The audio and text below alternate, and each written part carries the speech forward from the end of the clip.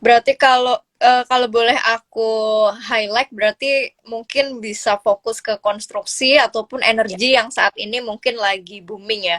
Tapi kalau dipikir-pikir, yang untuk saat ini ya, kalau misal kita tahu kan dolar masih sangat cukup ini ya ke rupiah. Nah, bagaimana kalau misal emiten-emiten yang mungkin punya banyak impor produk, ininya basic kebutuhannya ataupun dalam ada hutang dalam bentuk dolar kayak gitu, gimana Mbak? Apakah kita kalau emiten yang ada unsur-unsur dolarnya kita jauhin dulu nih kalau pas lagi fluktuatif gini, atau gimana sebaiknya kalau dari pandangan Mbak Cisti? Iya, kan kalau kita lihat memang kebijakan moneternya The Fed yang masih hawkish itu kan menyebabkan dolar lumayan perkasa gitu ya dibandingkan dengan mata uang lainnya. Jadi akan sedikit mengganggu bisnis dari emiten-emiten yang memang ke aktivitas bisnisnya itu dia melakukan transaksi dengan mata uang dolar. Nah, apalagi kalau emiten tersebut dia banyak impor dalam bentuk dolar, tapi penjualannya itu dia dapatnya itu adalah rupiah gitu ya. Ini kan ada kerugian kurs nih, selisih kurs tersebut dari denominasi si dolarnya itu ya. Nah, ini tentunya akan sedikit challenging untuk emiten-emiten yang memang aktivitas bisnisnya itu seperti itu gitu. Jadi memang pasti akan membawa impact kepada kinerjanya sendiri sih Mbak Friska. Karena kan kalau kita lihat dolarnya juga menguat gitu ya, fluktuatif. Sebenarnya kemarin rupiah kita juga sempat di bawah level 15.000 lagi ya, tapi hari ini dolar akhirnya kembali menguat lagi karena risalahnya The Fed yang kemarin itu yang menyatakan bahwa The Fed itu melihat inflasinya Amerika Serikat yang mulai melambat, tapi mereka belum yakin untuk kembali dovish gitu ya, masih tetap akan menaikkan suku bunganya. Nah, ini direspon dolarnya menguat dan tentunya memang sedikit challenging nantinya ke emiten-emiten yang aktivitas bisnisnya itu dia banyak impor barang-barang dalam bentuk dolar dan menjualnya dalam bentuk rupiah. Pasti akan ada impactnya di kinerjanya nanti. Oke, oke. Nah, itu teman-teman ya yang mungkin siapa tahu lagi mau evaluasi emiten di portofolionya yang untuk jangka pendek ya. Mungkin bisa di screening ya, karena mengingat memang dolar yang masih cukup kuat dan pasti akan cukup berimbas ke emiten-emiten yang ada unsur-unsur dolarnya, entah itu hutang dolar, entah itu dari impornya banyak dolarnya segala macam. Nah, Mbak Cisti, kalau misal nih banyak milenial sekarang kan memang gaya investasinya macem-macem banget nih, beda banget lah dengan zaman kita dahulu yang kayaknya ya paling trader doang, investor kayak gitu. Kalau sekarang kan muncul berbagai istilah segala macam. Tapi kita coba fokus ke milenial yang mereka pengen belajar untuk invest jangka panjang. Karena kan biasanya milenial tuh nggak sabaran. Apalagi awal-awal nih, newbie kan wajar ya, biasanya kita nggak sabaran. Tapi dianya pengen sebenarnya untuk jangka panjang. Kira-kira ada strategi khusus nggak untuk teman-teman milenial yang memang preferensinya maunya investnya yang long term atau mungkin ya mid sampai long term gitu, biar nggak gampang tergoda gitu. Oke, okay. Kalau strategi khusus sih dari aku pribadi nih untuk teman-teman mungkin aku juga sedikit sharing ya. Kalau aku sih memang membagi nih portfolio investasiku untuk yang jangka panjang, untuk yang trading dengan interval waktu relatively short ya, untuk cepat gitu, untuk swing trading gitu. Di sini mungkin tipsnya kalau untuk yang jangka panjang, aku lihat pertama itu dari sisi dia ini kategori mana, income stock, value stock, atau growth stock. Karena kalau kita tahu nih ya teman-teman, di pasar saham itu kan ada beberapa kriteria-kriteria stok ya, terbagi dari tiga itu. Growth stock, kemudian value stock, kemudian ada income stock. Nah, untuk portfolio yang jangka panjang, aku akan lebih pertebal porsinya di saham-saham dengan kriteria yang income stock. Kenapa? Karena income stock itu biasanya memberikan dividen yang tinggi gitu. Dia punya dividen yield yang besar secara historical gitu. Jadi kalau jangka panjang itu kan kita tidak memanfaatkan keuntungan dari capital gain ya teman-teman ya, tapi kita mengharapkan si emiten ini bisa memberikan kita dividen ya. Jadi ada keuntungan dari dividen tersebut. Nah, biasanya sih kalau saham-saham income income stock ini banyak di saham-saham batu bara nih ya kan. Nah, batu bara ini dividennya kan besar-besar nih teman-teman ya, dividen yieldnya. Nah, kemudian saya juga punya ya 20%-nya itu saham yang value stock. Karena kalau saham value stock itu kan artinya harga saat ini di perdagangan kan masih di bawah nilai wajarnya ya. Yang artinya kan ada potensi si saham ini nanti jangka panjang bisa kembali ke harga wajarnya gitu. Nah, baru kalau misalnya saham-saham yang apa ya, saya pikir untuk swing trading gitu ya, saya hanya memanfaatkan euforianya sesaat aja, atau saya bisa pilih saham-saham dengan karakter growth stock. Karena kalau growth stock ini, teman-teman, growth stock ini dia punya ruang pertumbuhan yang cukup tinggi gitu. Memang secara bisnis mungkin dia belum menghasilkan ya, dan secara size company-nya juga masih tergolong yang kecil, yang menengah, bukan company yang besar gitu, yang mature gitu. Tapi dengan potensi pertumbuhan yang pesat gitu, itu juga akan ada euforia yang terbentuk di situ. Jadi saya biasanya manfaatin untuk trading cepat gitu. Paling gitu sih Mbak Friska untuk tipsnya. Oke, jadi kalau versi Mbak Cisti itu boleh ya dari modal teman-teman, misal merasa modalnya udah semakin banyak nih, terus mau dipisah-pisah jenis sahamnya berdasarkan karakternya, itu juga boleh ya, mau sebagian mungkin swing trading, sebagian tadi ada value stock, sama yang income stock itu juga boleh. Jadi nanti kembali ke porsinya berapa, seikhlasnya teman-teman aja ngebaginya berapa. kadang kadang kan gitu ya, kadang kita aku sih bisa ngomong gini mungkin karena udah ini mulai tambah berumur ya. Kalau kalau dulu kan waktu masih muda lajang, kita 80% kadang taruh di trading kita masih fine-fine aja, kayak Iya, berani iya. banget kayak gitu ya.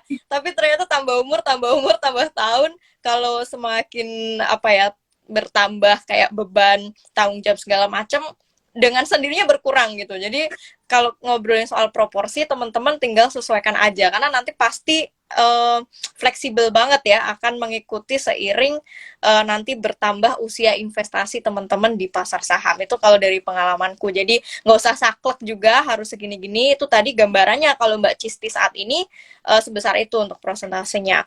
Nah, kemudian kalau strategi entry exit-nya gimana nih Mbak Cisti? Yang sering Oke. bikin pemula bingung, ini aku mewakili teman-teman pemula yang banyak sekali DM, sebaiknya entry pas kapan, terus jualnya pas kapan gitu. Mereka mungkin bisa gampang mudahnya beli, tapi ketika pas mau jual, giliran untung bingung mau jual, giliran rugi Iya, juga tetap bingung mau jual. Jadi gimana iya, gitu iya, ya? iya. Iya, iya, iya. Wah, itu kayaknya ini ya dilema semua investor ya. Kalau rugi bingung, mau jual, mau cut loss, tapi kalau floating profit juga bingung, mau di take profit juga gitu ya. Nah, kalau strategi dari aku sendiri sih ya Mbak Friska, aku tetap strict kepada jenis-jenis saham yang tadi tuh, yang 3 jenis itu ya. Nah, kalau income stock itu uh, strategi exit dan juga strategi entry-nya dulu nih. Strategi entry-nya itu adalah ketika aku melihat ada RUPS ya, dia misalnya lagi RUPS nih, kemudian kebijakan dari manajemennya itu ternyata strategis, ternyata dia memang benar menghasilkan kinerja yang tumbuh, net profitnya tumbuh, ada yang puluhan persen, ada yang ada yang triple digit gitu ya, ada juga yang turn around gitu, dari yang sebelumnya profit loss jadi net profit gitu. Nah, itu aku udah mulai siap-siap untuk entry, udah mulai siap-siap untuk akumulasi, karena secara historical ini emiten kan royal nih, dia memberi dividen gitu ya, dia punya dividen yield yang tinggi gitu secara historical. Nah, itu udah mulai aku siap-siap untuk entry. Nah, exitnya itu ketika kalau aku melihat karena income stock itu biasanya aku gunakan untuk investasi long term. Jadi ketika aku melihat dari sisi sektornya itu udah mulai tidak berpotensi lagi. Nah, nanti itu tentunya akan mengganggu dari sisi kinerja di masa depannya gitu ya. Dan ada kemungkinan dia membagikan dividen yield-nya tidak sebesar sebelumnya. Nah, itu strategi untuk yang income stock. Kalau yang value stock ya, ini sih simple ya. Ketika aku membeli saham value stock, ketika aku melihat saham tersebut sudah under value gitu, ya bisa gunakan rasio-rasio relative valuation ya, yang simple-simple aja teman-teman. Kalau teman-teman pemula nih, boleh lihat PBV-nya. Kalau PBV-nya masih di bawah 1 kan masih di bawah nilai bukunya gitu ya. Atau bisa dibandingkan dengan kinerja kompetitornya, PBV-nya kompetitor atau PBV rata-rata industrinya gitu ya. atau bisa lihat PE ratio-nya gitu. Nah, kapan exitnya? Ya exitnya itu ketika harganya sudah mulai mendekati harga nilai wajarnya gitu di perdagangan gitu. Nah, kalau growth stock ini aku biasanya lihat dari momentum teknikal nih, Mbak Friska. Jadi kalau untuk teman-teman yang mungkin belum terlalu memperdalam skill teknikalnya, mungkin memang akan sedikit butuh adaptasi gitu ya, butuh memperdalam gitu skill teknikal. Tapi kalau dari aku sendiri, aku akan akumulasi atau aku akan mulai entry ke saham growth stock ini ketika aku melihat harganya udah mulai naik, udah mulai ada indikasi naik, dikonfirmasi dengan volume yang naik juga gitu. Kemudian aku juga lihat bahwa dari indikator momentumnya pun juga masih memperlihatkan bahwa si saham ini masih pada fase uptrendnya. Karena kalau misalnya growth stock, aku kan lebih fokus ke saham-saham dengan swing trading aja gitu ya, dan akan sedikit tinggi risikonya kalau misalnya kita swing trading di saham yang downtrend gitu. Jadi aku lebih kepada teknikal kalau untuk growth stock, entry ketika ada konfirmasi dari kenaikan harga, dikonfirmasi kenaikan volume, kemudian dari sisi indikator momentum juga dia lagi uptrend gitu ya, lagi positif gitu. Dan exitnya itu ketika dia udah mulai ada pembalikan arah gitu. Mungkin harganya masih naik tapi volumenya udah mulai turun, aku biasanya udah mulai siap-siap untuk exit tuh. Karena biasanya kan kalau kenaikan harga volumenya tidak ikut naik, takutnya besoknya itu bisa ada indikasi tekanan jual gitu.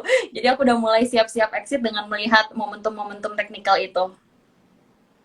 Iya, boleh juga nih teman-teman ya terapin apa yang Mbak Cisti sampaikan. Jadi exit entry itu sebenarnya menyesuaikan juga ya Mbak ya di saham yang berkarakter seperti apa gitu. Paling gampang itu sebenarnya menurutku kalau yang entry exitnya pakai teknikal itu udah yang paling mudah karena ada angka gitu, angka yang jelas paling nggak range-nya gitu. Tapi kalau yang misal based on fundamental terus value value investing juga sebenarnya mudah karena udah ada angka. Misal ngitung mau pakai metode DCF atau yang lainnya udah ada angka. Tapi biasanya yang di growth stock ini yang sering kali bingung ya bisa masuknya tapi pas jual bingung ini masih naik lagi nggak ya masih naik lagi nggak segala macam.